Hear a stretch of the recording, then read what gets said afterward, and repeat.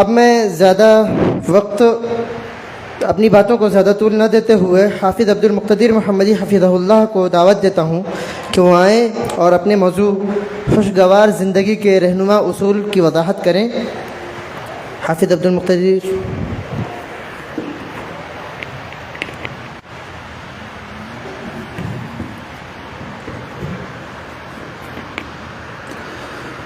السلام علیکم ورحمۃ اللہ وبرکاتہ۔ الحمد لله الذي أرسل رسوله بالهدى ودين الحق ليظهره على الدين كله وكفى بالله شهيدا، وأشهد أن لا إله إلا الله وحده لا شريك له إقرارا به وتوحيدا، وأشهد أن محمدا عبده ورسوله صلى الله عليه وعلى آله وصحبه وسلم تسليما مزيدا، أما بعد فأعوذ بالله من الشيطان الرجيم، بسم الله الرحمن الرحيم، من عمل صالحا من ذكر أو أنثى وهو مؤمن فلنحيينه حياة طيبة ولنجزينهم أجرهم بأحسن ما كانوا يعملون۔ لائق صد احترام استاد محترم جناب صدر، برادران ملت، بزرگان دین، عزیز ساتھیوں، اس تربیتی پروگرام کا موضوع ہے زندگی کا شعور، اور اسی موضوع سے مناسبت رکھتا ہوا ایک عنوان، جس عنوان کے تحت میں لب کشائی کی جسارت مناسب سمجھتا ہوں، وہ ہے خوشگوار زندگی کے رہنما اصول۔ برادران اسلام، دور حاضر کا مسلمان پریشان حال اور سرگرداں نظر آتا ہے۔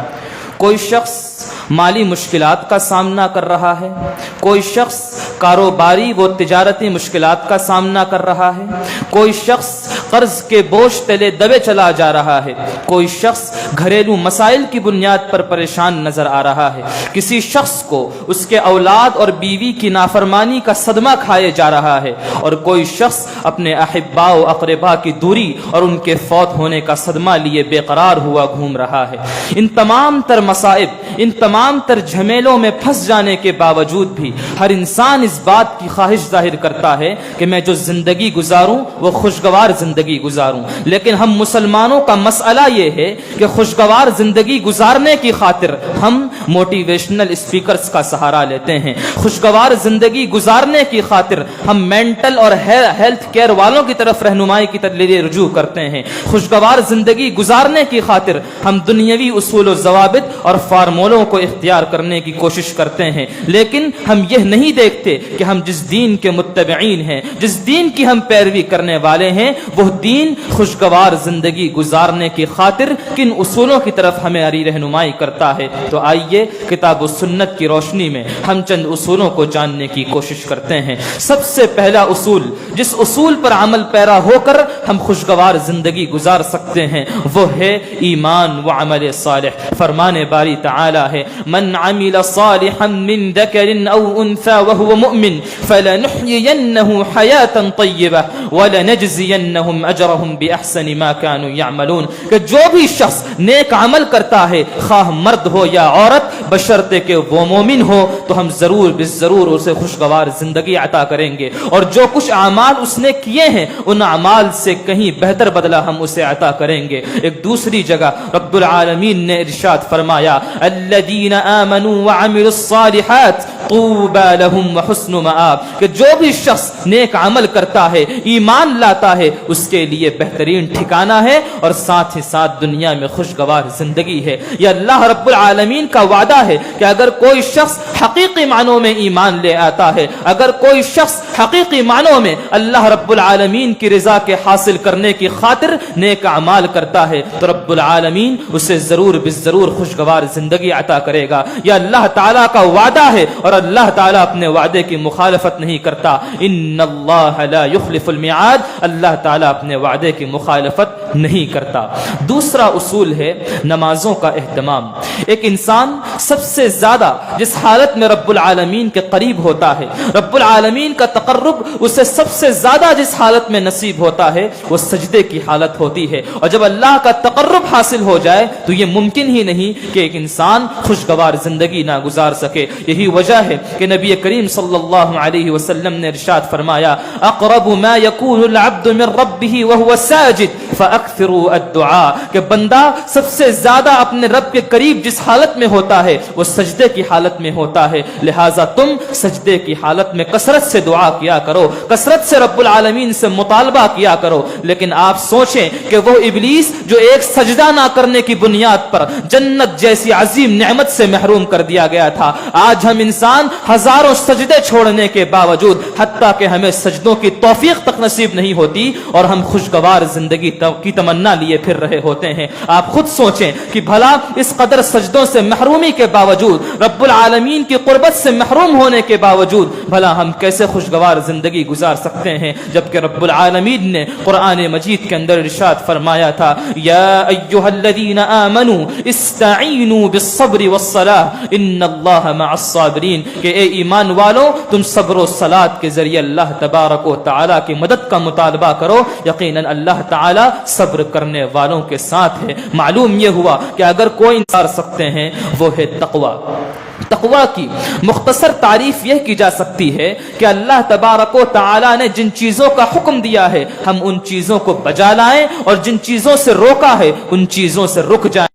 اللہ رب العالمین کی اطاعت کو بجا لائیں اور اللہ تبارک و تعالی نے جن چیزوں سے روکا ہے ان چیزوں سے رک جائیں۔ جب یہ تقوی کی صفت آپ کے اندر پیدا ہو جائے گی تو رب العالمین ضرور بالضرور آپ کو خوشگوار زندگی عطا کرے گا۔ فرمان باری تعالی ہے وَمَن يَتَّقِ اللَّهَ يَجْعَل لَّهُ مَخْرَجًا وَيَرْزُقْهُ مِنْ حَيْثُ لَا يَحْتَسِبُ، کہ جو اللہ تبارک و تعالی کا تقوی اختیار کرتا ہے، اللہ تبارک و تعالی کے اوامر کو بجا لاتا ہے، اس کے نواہی سے رکتا اور بچتا ہے، تو رب العالمین ایسے شخص کے لیے مشکلات سے نکلنے کا راستہ آسان کر دیتا ہے اور اسے ایسی جگہ سے رزق دیتا ہے جس کا اسے وہم و گمان نہیں ہوتا۔ یہ تقوی کی فضیلت ہے، اور یہی وہ تقوی ہے جس تقوی سے متعلق حضرت انس رضی اللہ تعالی عنہ تابعین عظام سے خطاب کرتے ہوئے کہا کرتے تھے انکم لتعملون اعمالا ہی ادق فی اعینکم من الشعر وان كنا لنعدها على عهد رسول اللہ صلی اللہ علیہ وسلم من الموبقات، کہ اے تابعین عظام تم بہت سے ایسے اعمال کرتے ہو جو تمہاری نظروں میں بالوں سے بھی زیادہ باریک ہیں، لیکن یاد رکھو ان گناہوں کو ہم نبی کریم صلی اللہ علیہ وسلم کے زمانے میں ہلاک کرنے والے گناہوں میں شمار کیا کرتے تھے۔ آپ سوچیں ایک صحابی تابعین عظام سے جو خیر القرون میں جن کا شمار ہوتا ہے ان سے خطاب کرتے ہوئے کہہ رہے ہیں کہ تم بہت سے ایسے گناہ کرتے ہو جو تمہاری نظروں میں بالوں سے بھی زیادہ باریک ہیں، جبکہ ہم ان گناہوں کو ہلاک کرنے والے گناہوں میں شمار کیا کرتے تھے۔ بھلا جب تابعین عظام کا یہ حال ہے تو ہم جیسے گناہگاروں، خطا کاروں اور سیاہ کاروں کا کیا حال ہونا چاہیے؟ ہم جیسے گناہگاروں کو تقوی کی صفت کی کس قدر ضرورت ہے، اور یہی وجہ ہے کہ انسان جب تقوی کی صفت اپنے اندر پیدا کرتا ہے تو رب العالمین اسے خوشگوار زندگی عطا کرتا ہے۔ چوتھا اصول ہے توبہ و استغفار۔ ایک انسان، ایک مسلمان اول تو حتی المقدور گناہوں سے بچنے کی کوشش کرتا ہے، پھر بھی اگر وہ کسی گناہ کا مرتکب ہو جائے تو وہ فوراً رب العالمین کی طرف رجوع کرتا ہے، اس کی بارگاہ میں حاضری دیتا ہے، اور انہی مومنوں کی صفت بتلاتے ہوئے رب العالمین نے قرآن مجید کے اندر ارشاد فرمایا وَتُوبُوا إِلَى اللَّهِ جَمِيعًا أَيُّهَا الْمُؤْمِنُونَ لَعَلَّكُمْ تُفْلِحُونَ، کہ اے مومنوں تم سب کے سب رب العالمین کی طرف رجوع کرو، رب العالمین سے مغفرت کا مطالبہ کرو تاکہ تم کامیاب ہو جاؤ۔ اور ایک دوسری آیت میں توبہ و استغفار کے فوائد بتلاتے ہوئے رب العالمین نے ارشاد فرمایا استغفروا ربکم انہ کان غفارا، کہ اپنے رب سے گناہوں کی مغفرت کا مطالبہ کرو، اپنے رب سے اپنے گناہوں کی بخشش کا مطالبہ کرو، یقیناً تمہارا رب بڑا بخشنے والا ہے۔ اس کے فوائد کیا ہیں؟ فوائد بتلاتے ہوئے کہا یرسل السماء علیکم مدرارا، کہ جب توبہ و استغفار کرو گے تو رب العالمین تمہارے لیے موسلا دھار بارش برسائے گا۔ وَيُمْدِدْكُمْ युमद्दिदकुम बिअमवालिन व बनीन, तुम्हें मालो औलाद से नवाजेगा। वयजअल लकुम जन्नात, तुम्हारे लिए बागात पैदा करेगा। वयजअल लकुम अनहारा, और तुम्हारे लिए नहरें जारी कर देगा। ये सारे फवायद किस बुनियाद पर हैं? तौबा व इस्तिग़फ़ार की बुनियाद पर हैं। मालूम यह हुआ कि एक इंसान अगर तौबा व इस्तिग़फ़ार करता है, गुनाहों से मग़फ़िरत का मुतालबा करता है, तो रब्बुल आलमीन उसे खुशगवार जिंदगी अता करता है। पांचवा उसूल कि जिस उसूल पर अमल पैरा होकर एक इंसान खुशगवार जिंदगी गुजार सकता है, वो है दुआ। दुआ मोमिन का एक ऐसा हथियार है जिससे दीगर सारे कौम के लोग महरूम हैं। एक इंसान को रब्बुल आलमीन ने दुआ की शक्ल में ऐसा हथियार दे रखा है कि इंसान किसी भी मुसीबत में मुब्तला क्यों ना हो, जब रब्बुल आलमीन से दुआ करता है, जब रब्बुल आलमीन से मांगता है, तो रब्बुल आलमीन उसकी मुसीबतों का मदावा उसे अता कर देता है। खुद नबी करीम सल्लल्लाहु अलैहि वसल्लम ने इरशाद फरमाया, इन्न रब्बकुम हय्युन करीम यस्तहयी मिन अब्दिही अन यरफअ इलैहि यदैहि फयरुद्दुहुमा सिफरा, कि यकीनन तुम्हारा रब बड़ा बाहया, बड़ा सखी है। उसे हया आती है इस बात से कि उसका बंदा उसके सामने अपने दोनों हाथ फैला दे और रब्बुल आलमीन उसे खाली हाथ लौटा दे। ये रब्बुल आलमीन के शायाने शान नहीं है, रब्बुल आलमीन के लिए ये लायको ज़ेबा नहीं है कि बंदा उसके सामने अपने हाथ फैला दे और रब्बुल आलमीन उसे खाली हाथ लौटा दे। लिहाजा एक इंसान को चाहिए कि कसरत से दुआ करे। नबी करीम सल्लल्लाहु अलैहि वसल्लम ने सहाबा कराम से खिताब करते हुए कहा कि कुर्रे अर्ज पर ऐसा कोई भी इंसान नहीं है कि जो रब्बुल आलमीन से दुआ करता है, रब्बुल आलमीन से मांगता है और अल्लाह तबारक व तआला उसकी मांग को, उसके मुतालबे को पूरा नहीं करता, या अगर मुतालबे को पूरा नहीं करता तो उसी जैसी किसी मुसीबत को उससे दूर कर देता है। सहाबा कराम ने अर्ज किया, इदन नुकफिर या रसूल अल्लाह, कि अल्लाह के रसूल सल्लल्लाहु अलैहि वसल्लम अगर यही बात है तो हम कसरत से दुआ करेंगे, बहुत ज्यादा दुआएं करेंगे। अल्लाह के रसूल सल्लल्लाहु अलैहि वसल्लम ने इरशाद फरमाया, अल्लाहु अक्बर, कि अगर तुम ज्यादा दुआएं करते हो, अगर तुम अल्लाह रब्बुल आलमीन से ज्यादा मांगते हो, तो अल्लाह रब्बुल आलमीन उससे ज्यादा अता करने वाला है। लिहाजा एक मोमिन बंदे को चाहिए कि मोमिन बंदा खुशगवार जिंदगी गुजारने की खातिर कसरत से दुआओं का एहतमाम करे। छठा उसूल, जिस उसूल पर अमल पैरा होकर एक इंसान खुशगवार जिंदगी गुजार सकता है, वो है जिक्र इलाही। दौरे हाजिर में जहां इंसान गाने बजाने को, ढोल ताशों को अपने दिलों की तस्कीन का जरिया समझता है, दरअसल ये उसके दिलों की तस्कीन का जरिया नहीं है, ये उसे खुशगवार जिंदगी अता करने का जरिया नहीं है, उसके इमोशंस को कंट्रोल करने का जरिया नहीं है, बल्कि ये उसके सुकून को, उसके दिली और कल्बी और जहनी सुकून को गारत करने का जरिया है। यही वजह है कि रब्बुल आलमीन ने आपको हकीकी इत्मीनान का वसीला आपको बताया, हकीकी इत्मीनान का जरिया बतलाते हुए रब्बुल आलमीन ने इरशाद फरमाया, अल्लज़ीना आमनू व तत्मइन्नु क़ुलूबुहुम बिज़िक्रिल्लाह, कि जो लोग ईमान लाए उनके दिल अल्लाह तबारक व तआला के जिक्र से मुतमइन रहते हैं। अला बिज़िक्रिल्लाह तत्मइन्नुल क़ुलूब, खबरदार रहो, याद रखो कि अल्लाह ही के जिक्र से दिलों को इत्मीनान हासिल होता है। मालूम ये हुआ कि अगर एक इंसान अपने ज़बान को जिक्र इलाही से तर रखता है, अपने आज़ाओ जवारिह को जिक्र इलाही में मशगूल रखता है, तो रब्बुल आलमीन उसे दिली इत्मीनान देता है, उसे ज़हनी इत्मीनान देता है और उसे खुशगवार जिंदगी अता करता है। सातवां उसूल है शुक्र। अल्लाह रब्बुल आलमीन ने आपको जो नेमतें अता कर रखी हैं, अगर आप अल्लाह ताला की उन अता करदा नेमतों पर उसका शुक्र बजा लाते हैं, तो इस शुक्र बजा लाने की बुनियाद पर अल्लाह तबारक व तआला आपको खुशगवार जिंदगी अता करेगा। रब्बुल आलमीन ने इरशाद फरमाया, मा यफ़अलुल्लाहु बिअज़ाबिकुम इन शकरतुम व आमनतुम व कान अल्लाहु शाकिरन अलीमा, कि रब्बुल आलमीन तुम्हें अजाब देकर करेगा क्या अगर तुम उसका शुक्र बजा लाओ, उस पर ईमान ले आओ। रब्बुल आलमीन तो बड़ा कदरदान, खूब जानने वाला है। खुद नबी करीम सल्लल्लाहु अलैहि वसल्लम रातों को लंबी चौड़ी इबादतें किया करते थे, क़याम किया करते थे। हजरत आयशा सवाल करती हैं कि अल्लाह के रसूल सल्लल्लाहु अलैहि वसल्लम, आपके तो अगले पिछले सारे गुनाह माफ हैं, भला फिर आपको क्या जरूरत है कि आप इस कदर लंबे चौड़े क़याम करते हैं? तो नबी करीम सल्लल्लाहु अलैहि वसल्लम ने इरशाद फरमाया, अफला उहिब्बु अन अकूना अब्दन शकूरा, कि क्या मैं इस बात को नापसंद ना, क्या मैं इस बात बात को पसंद ना करूं कि मैं रब्बुल आलमीन के शुक्रगुजार बंदों में शामिल हो जाऊं। जब नबी करीम सल्लल्लाहु अलैहि वसल्लम का ये हाल है, जिनके अगले पिछले सारे गुनाह माफ हैं, तो भला हम उसी नबी के मुत्तबईन, उसी नबी के पैरोकार और उसी नबी की राह पर चलने वाले लोगों को किस कदर जरूरत है कि हम रब्बुल आलमीन की नेमतों पर उसका शुक्र बजा लाएं। आठवां उसूल, जिस उसूल पर अमल पैरा होकर हम खुशगवार जिंदगी गुजार सकते हैं, वो है सब्र। रब्बुल आलमीन ने जो नेमतें आपको अता की हैं, उन नेमतों पर आप उसका शुक्र बजा लाएं, और जिन नेमतों से आपको महरूम रखा है, आप उन नेमतों पर उसके लिए सब्र करें। जब एक बंदा सब्र की सिफत से मुत्तसिफ होता है तो रब्बुल आलमीन उसके लिए आसानियों के रास्ते हमवार कर देता है। बंदा जब सब्र करता है तो उसके लुक़मे में जाने वाला जहर शहद की शक्ल इख्तियार कर लेता है। उसके सामने पहाड़ की शक्ल में मौजूद एक मुसीबत जर्रे की शक्ल इख्तियार कर जाती है जब बंदा हकीकी मानों में सब्र करता है। यही वजह है कि नबी करीम सल्लल्लाहु अलैहि वसल्लम ने इरशाद फरमाया, अजबन लिअम्रिल मुमिन इन्न अम्रहु कुल्लहु खैर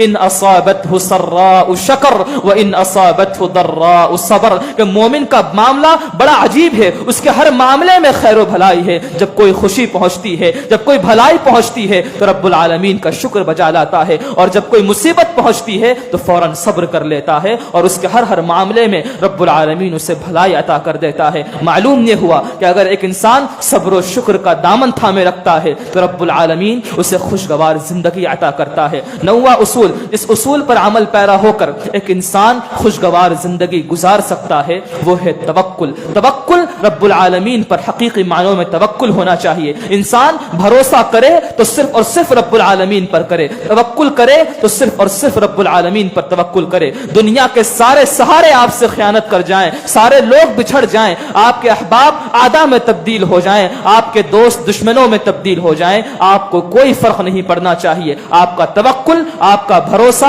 आपका एतमाद रब्बुल आलमीन की जात पर होना चाहिए। यही वजह है कि रब्बुल आलमीन ने कुरान मजीद के अंदर इरशाद फरमाया, वमन यतवक्कल अलल्लाह फहुव हस्बुह, कि जो रब्बुल आलमीन का तवक्कुल इख्तियार करता है, अल्लाह तबारक व तआला ऐसे शख्स के लिए काफी है, उसे दुनिया के सहारों की कोई जरूरत नहीं। यही वजह है कि साथ ही साथ नबी करीम सल्लल्लाहु अलैहि वसल्लम से मुतअल्लिक़ हदीस में आता है, बुखारी व मुस्लिम की रिवायत है, नबी करीम सल्लल्लाहु अलैहि वसल्लम लेटे हुए हैं, एक शख्स नंगी तलवार सोते हुए आप सल्लल्लाहु अलैहि वसल्लम के सामने खड़ा हो जाता है। आप सोचें कि तारीक वादी है, आसपास कोई मौजूद नहीं है, लेकिन नबी करीम सल्लल्लाहु अलैहि वसल्लम का तवक्कुल देखिए। वो जालिम शख्स पूछता है, मन यमनउका मिन्नी या रसूल अल्लाह, कि अल्लाह के रसूल आप हैं, मैं हूं, ये नंगी तलवार आपके सामने है, तारीक वादी है, कोई मौजूद नहीं है, अल्लाह के रसूल आपको मुझसे कौन बचाएगा? नबी करीम सल्लल्लाहु अलैहि वसल्लम कहते हैं, अल्लाहु यमनउनी, अल्लाह तबारक व तआला मुझे बचाएगा, मुझे किसी सहारे की कोई जरूरत नहीं है।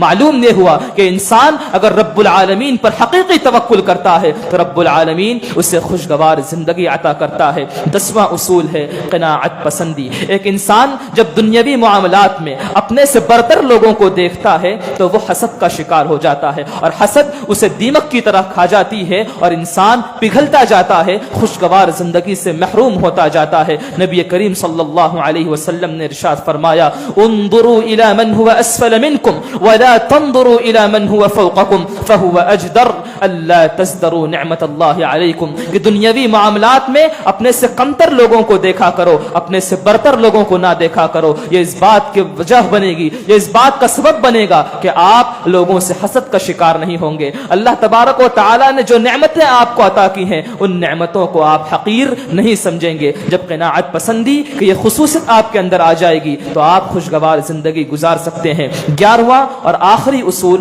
वो ये है कि आप अपने तंगदस्त भाई की मदद कर दें। नबी करीम सल्लल्लाहु अलैहि वसल्लम ने इरशाद फरमाया, मन अरादा अन तुस्तजाब दअवतुहु व अन तुकशफ अन्हु कुर्बतुहु फलयुफर्रिज अन मुअसिरिन, कि जो शख्स ये इरादा रखता है कि उसकी दुआ कबूल की जाए और उससे उसकी मुसीबत को दूर कर दिया जाए तो उसे चाहिए कि वो अपने तंगदस्त भाई की तंगदस्ती को दूर कर दे। जब एक इंसान अपने भाई की मदद करता है, वल्लाहु फी औनिल अब्द मा कान अल अब्दु फी औनि अखीह, कि जब तक बंदा अपने بھائی کی مدد کرتا رہتا ہے اللہ رب العالمین اس کی مدد کرتا رہتا ہے. لہٰذا ہمیں چاہیے کہ ہم اپنے تنگ دست بھائی کی تنگ دستی کو دور کریں. جب یہ صفت ہمارے اندر پیدا ہوگی تو رب العالمین ہمیں خوشگوار زندگی عطا کرے گا. یہ تمام تر اصول ہیں, اس کے علاوہ بھی اصول ہو سکتے ہیں لیکن یہ بنیادی اصول ہیں, اور اگر ان اصولوں سے کوئی شخص انحراف کرتا ہے تو رب العالمین نے ایسے شخص کے لیے وعید بتلا دی اور کہا وَمَنْ أَعْرَضَ عَنْ ذِكْرِي فَإِنَّ لَهُ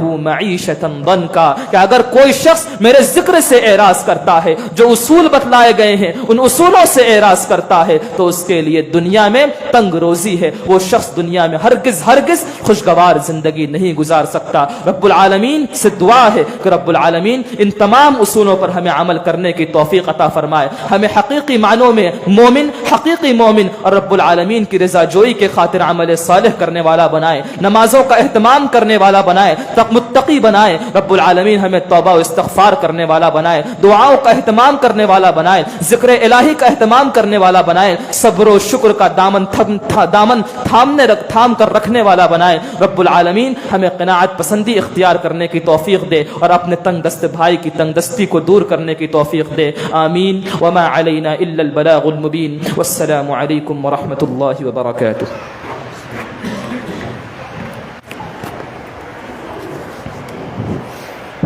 السلام علیکم ورحمۃ اللہ. یہ تھے حافظ عبد المقتدر محمدی حفظہ اللہ, جو خوشگوار زندگی کے رہنما اصول بتا رہے تھے, اور تقریباً انہوں نے ہمیں 11 اصول بتائے. ہمیں چاہیے کہ ہم تمام لوگ ان اصولوں پر عمل کریں تاکہ ہماری زندگی خوشگوار بن جائے. اب آپ نے ان دونوں حفاظ کو سنا, اب میں بھی چاہتا ہوں کہ میں بھی کچھ خطاب کروں. الحمد لله رب العالمين والصلاة والسلام على رسوله الكريم. أما بعد فقد قال الله عز وجل في القرآن المجيد والفرقان الحميد أعوذ بالله من الشيطان الرجيم بسم الله الرحمن الرحيم وذكر فإن الذكرى تنفع المؤمنين وما خلقت الجن والإنس إلا ليعبدون ما أريد منهم من رزق وما أريد أن يطعمون إن الله هو الرزاق ذو القوة المتين. محترم حاضرین, میں جس موضوع کے تحت آپ سے کچھ گفتگو کرنے کے لیے آیا ہوں وہ ہے ہماری تخلیق کا مقصد. اگر ہم اپنی تخلیق کے مقصد کو نہیں سمجھے اور اگر ہم نے اپنی تخلیق کے مقصد کو نہیں جانا تو ہماری زندگی بھی ان اصولوں کے باوجود صحیح نہیں ہو پائے گی اور خوشگوار نہیں ہو سکتی. اس لیے میں اس موضوع کے تحت یہ بتا دینا چاہتا ہوں کہ ہماری زندگی